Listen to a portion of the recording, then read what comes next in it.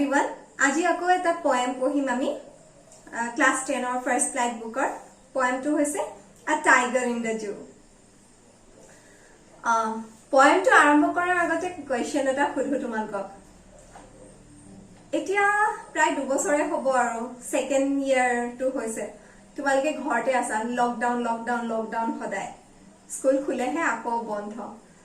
হেয়া তোমালোকে কিমান মাহ কি বছৰ জুৰি মানে এতিয়া ঘৰত থাকিব লগা হৈছে কেনেকুৱা লাগিছে বাৰু ঘৰত থাকি কিছুমান লাকি লৰা ছোৱালী আছে যি মানে গাঁৱত থাকে ওচৰা-ওচৰি সুবুৰীয়া আছে একেলগতে থাকে 2-3 ঘৰ লগ হোৱা তোমালোকে খেলিবলৈ পোৱা বা কিছুমান এনেকুৱা টাউনৰ আছে যিবোৰ মানে ফ্ল্যাটত থাকে এখন সোসাইটি থাকে হলেও restriction to আছে জানাই restriction আছে কাৰণ লক কৰিলে আকৌ হে কৰোনা হোৱাৰ ভয়টো আছে হেকাৰে যিমান আমি ফ্ৰী হলেও কৰবাত আমি কন্ট্ৰোল হৈ আছো বেছিভাগটো আমি ঘৰতে বন্দী কোনো লগৰ ল'ৰা ছোৱালী নাপাও স্কুল যাবলৈ নাপাও হয় নাই খেলিবলৈ নাপাও কোনবা স্পৰ্টছৰ কিবা এক্টিভিটিজ কৰা হেবোৰলে যাবলৈ পৰা নাই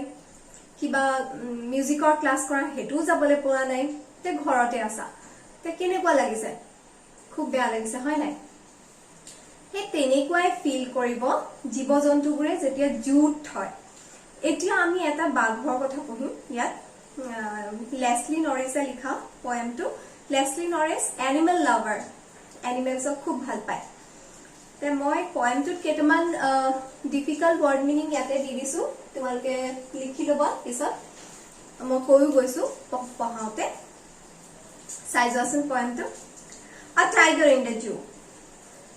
This poem contrasts a tiger in the zoo with the tiger in its natural habitat. The poem moves from the zoo to the jungle and back again to the zoo. Read the poem silently once and say which stanza speaks about the tiger in the zoo and which one speaks about the tiger in the jungle.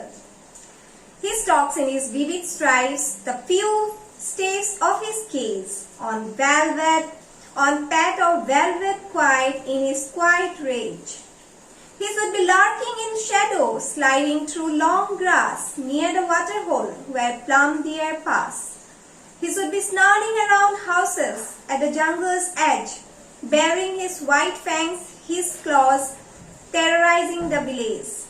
But he is locked in a concrete cell, his strength behind bars, stalking the length of his cage, ignoring visitors.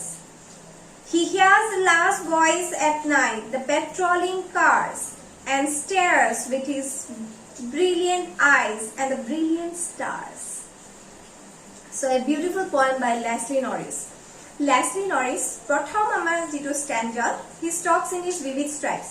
Stalks or meaning so follows, vivid stripes having bright color.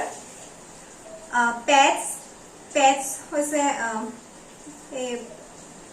tiger animals or যিবোৰ হাত ভৰি হেবত নখছে থাকে নখৰ হৈতে হেতু pause বুলি কয় pads হে তলৰ যেটো অংশ বৰ কোমল যে হেতু প্যাডস বুলি কৈছে আৰু কোৱাইট মানে জানা সাইলেন্ট ৰেজ মানে হৈছে এংগাৰ এতে ইয়াত কি কৈছে হে tiger to he stalks in his vivid stripes he has stripes in his body তাৰ গাত এটা বাঘটো দেখিছা বাঘ সাধাৰণতে কি কালাৰ হয় yellow color black stripes থাকে হয় না black সিন থাকে কিছুমান গাত আৰু হেবোৰ বহুত দূৰৰ পাই তাক ধৰিব পাৰি এটো যে বাঘ হয় কাৰণ হে কালাৰটো বহুত প্ৰমিনেন্ট হয় খুব ডাৰ্ক হয় আৰু হে টাইগাৰটো ঘুৰি ফুৰিছে এটা কেজৰ ভিতৰত কাৰণ হি জুট আছে এটা কেজৰ ভিতৰত টাইগাৰ এটা দেখা গৈছে on pads of velvet quiet in his quiet race tiger to he pads মানে হে খুসকাই যেতিয়া গৈছে আমাৰ নিচিনাকে শব্দ নকৰে কিবা দুটা জো পিন্ধিলে যেনেকে টক টক শব্দ কৰি কোনবা এজন গৈছে তেনেকে শব্দ নকৰে কাৰণ হিয়তৰ ভৰিটো বৰ কোমল যেতিয়া যায় লাহে যায় আৰু হে কোনো শব্দ নহয় quiet আৰু ইয়াত এটা লাইন দিছে ইন হিজ কোৱাইট ৰেজ ইয়াত দুইটা মিনিং একেবাৰে অপোজিট কোৱাইট মানে সাইলেন্ট আৰু ৰেজ মানে এংগাৰ মানুহ জানো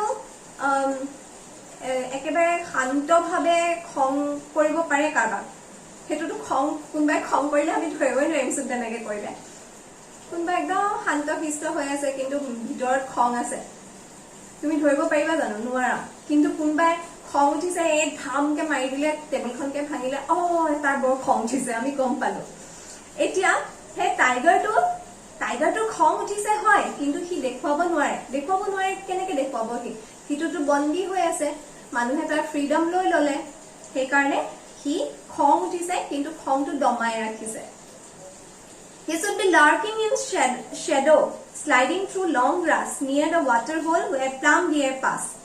So, yat ketaman meaning moi di disu. Lurking mane lukai thoka. Water hole mane e khalbil noise hebur kotha koise. Etia e prothom jitu prothom e box of bitor je eta description di dise. Tate etu koa hoise. Je eta paragraph tiger to jut dekhaise. Eta paragraph tiger to এই হাবিত থকা দেখুৱাইছে এতিয়া first প্যাৰাগ্ৰাফটোত যদি jute দেখুৱাইছে second প্যাৰাগ্ৰাফটোত কি হয় দেখুৱাইছে বাৰু এটো ভবা হৈছে যে টাইগাৰটো যদি জংগলত থাকিলেহেঁতেন তেতিয়া কি হলহেঁতেন জংগলত থকা হলে সি ক'বাত লুকাই থাকিলেহেঁতেন লাৰ্কিং ইন শ্যাডো তাৰ সাঁটো ক'বাত দেখা গলহেঁতেন লুকাই থাকিলেহেঁতেন আৰু সি ক'ত লুকালেহেঁতেন কিহৰ আৰত ডাঙৰ ডাঙৰ দীঘল ঘাঁহবোৰৰ আৰত লুকালেহেঁতেন আৰু সেই খালবিল নৈ যেতিয়া হৰিণাবোৰে খাবলৈ আহে পানী খাবলৈ আহে সিহঁতক ধৰিবলৈ তাত সুপ লৈ থাকিলেহেঁতেন যদি টাইগাৰটো ক'ত থাকিলেহেঁতেন হাবিত থাকিলেহেঁতেন কিন্তু এতিয়া আছে ক'ত এটা কেজৰ ভিতৰত সেইকাৰণে সি খং কৰিলেও দেখুৱাব নোৱাৰে He should be snarling around houses snarling মানে howling at the jungle's edge bearing means exposing His white fangs, his claws, fangs mane tooth, that terrorizing the village. Tamane yat ki koise? He should be snarling. Jodi hi habit thakile heten. Habit he je habi usorte gaonbur start nohoy jano. Hey gaonburor ekebare kahot goi pelai hi ekdom guzori thakile heten aru villagers bur jibur gaonbashi bure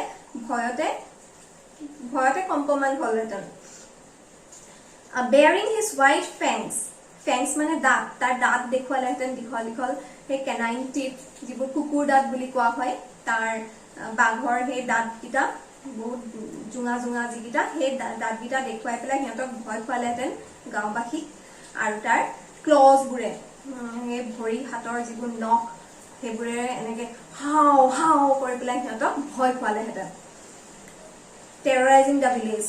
Bhoy khwaleten. Terrorizing mane bhoy khwaleten. But he is locked in a concrete cell. He is trapped behind bars, stalking the length of his cage, ignoring visitors.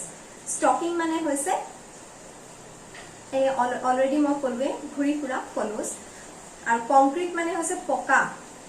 Etia hi ki hot ase. Etia to tar sari berar majot he ase. Hi eku dekhuabo নোৱাৰে. Tar khong thileo dekhuabo নোৱাৰে. Tar সেই মানুহবোৰৰ ওপৰত খং উঠিলে তাহাঁতক ভয়ো খুৱাব নোৱাৰে কিবা এনিমেল এটাকে মাৰিবলৈ মন গৈছে মাৰি খাবলৈ মন গৈছে তেতিয়াও নোৱাৰে তাৰ সকলো ফালৰ পৰাই তাৰ ফ্ৰীডম তাৰ যিটো ফ্ৰী লাইফ হেতু কাৰ্টেল কৰা হৈছে human being has curtailed his freedom আৰু সেই কাৰণে হি ভিজিটাৰবোৰ দেখিছা নহয় জুটো তোমালোকে গৈছা জুলে মানুহ যায় এনিমেলছবোৰ চাবলে ৰাতিপুৱাৰ পৰা গধূলিলৈকে মানুহবোৰে দিগদাৰ কৰি থাকে সিহঁতক আৰু সেই কাৰণে সিহঁতক খং উঠি থাকে তোমালোকে নিউজবোৰতো পঢ়িছা চাগে কোনবা ভিজিটাৰক হাতখনকে চিঙি লৈ গ'ল মৰিয়ে থাকিলে ভিজিটাৰ এজন পিছত এইবোৰ কিয় হয় কাৰণ সিহঁতৰ খং উঠি থাকে সিহঁতৰ ফ্ৰীডমটো মানুহে লৈ লৈছে মানুহে নিজৰ ফানৰ কাৰণে হক মানুহে নিজৰ সেলফিশনেছৰ কাৰণে সিহঁতৰ ফ্ৰীডমটো লৈ লৈছে আৰু হেতু সিহঁতে ভাল পোৱা নাই কিন্তু he hears the last voice at night the patrolling cars and stares with his brilliant eyes at the brilliant stars এটা পেট্ৰলিং মানে পেট্ৰল ডিজেলৰ কথা কোৱা নাই পেট্ৰলিং মানে হৈছে keep watch over an area.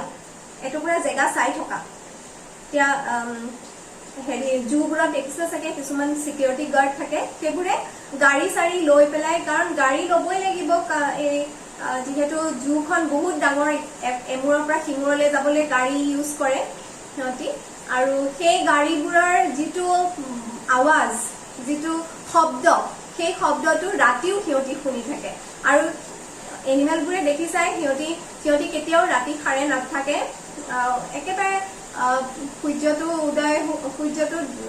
অস্ত যোৱাৰ পিছত অকমান সময় পিছত সিহঁতি শুৱে কাৰণ সিহঁতৰ একো কাম নাই মানুহে যেনেকে ৰাতি গোটেই ৰাতি উজাগৰে থাকি বহুত কিবা কিবি কাম কৰি থাকে পইচাৰ কাৰণেই কৰে বিশেষকে কোনোবাই পঢ়াৰ কাৰণে কৰে পঢ়াটোৰো শেষৰ উদ্দেশ্য কি কিবা এটা আৰ্ণ কৰিম কিবা এটা ঘটিম মানুহ অকল সেইটোৱে পইচাটোৱে মূৰত সোমাই আছে কেনেকে মই ধনী হ'ম কেনেকে আনক ঠগি খাম তেনেকুৱাও কিছুমান মেণ্টেলিটিৰ মানুহ থাকে অৱশ্যে চব নহয় সেইটো মই কোৱা নাই কিন্তু প্ৰায় মানুহে উজাগৰে থাকে সেইবোৰ কাৰণে কিন্তু এনিমেলছবোৰতো তেনেকুৱা নহয় এনিমেলছবোৰৰ একো উচ্চাকাংক্ষা নাই যিটোৰ কাৰণে সিহঁতি ৰাতি মিডনাইট অইল বাৰ্ণ কৰি থাকিব আৰু সিহঁতি সেই পেট্ৰলিং কাৰ্ছবোৰৰ শব্দ শুনে যিবোৰ গাৰ্ডে ইউজ কৰে সেইবোৰ শব্দবোৰ শুনে ৰাতি and stares with his brilliant eyes at the brilliant stars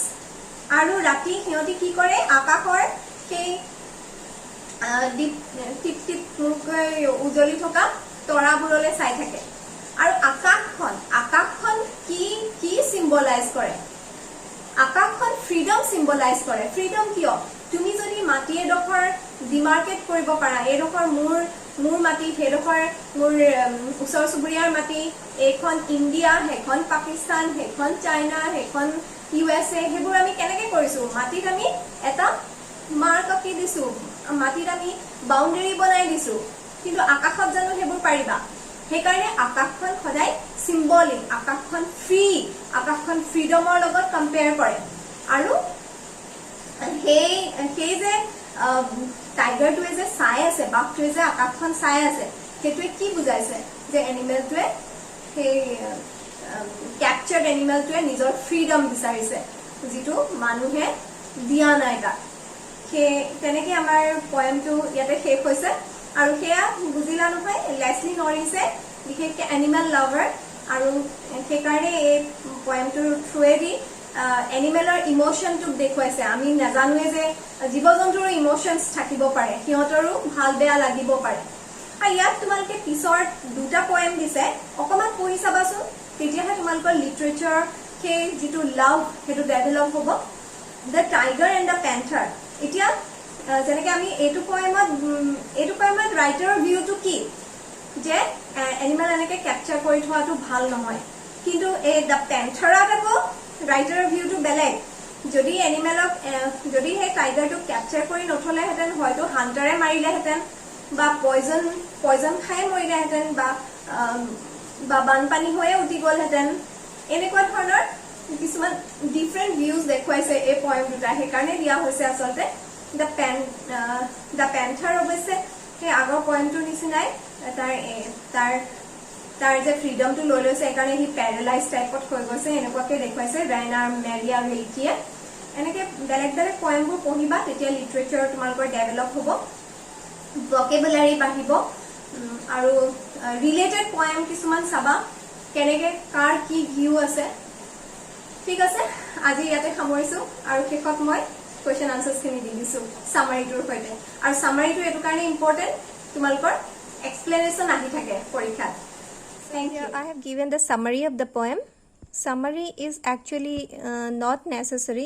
You are not asked to write, but you are asked to write explanation. And for that, you need to know the summary. You need to know what is given in each of the stanza. What these lines actually mean. This is the third stanza, followed by the fourth stanza. Take screenshot and please write it down in your note. There are questions from the question bank. Actually here you don't have to worry about this short type. You can write these are in one word, one sentences it is, write it in your own word. Here number B from question bank, number B, these are short type. Actually this type of questions come in your exam and you have to write like this for 2 marks. It is necessary to write this much. If you know the summary, it is easier for you to write.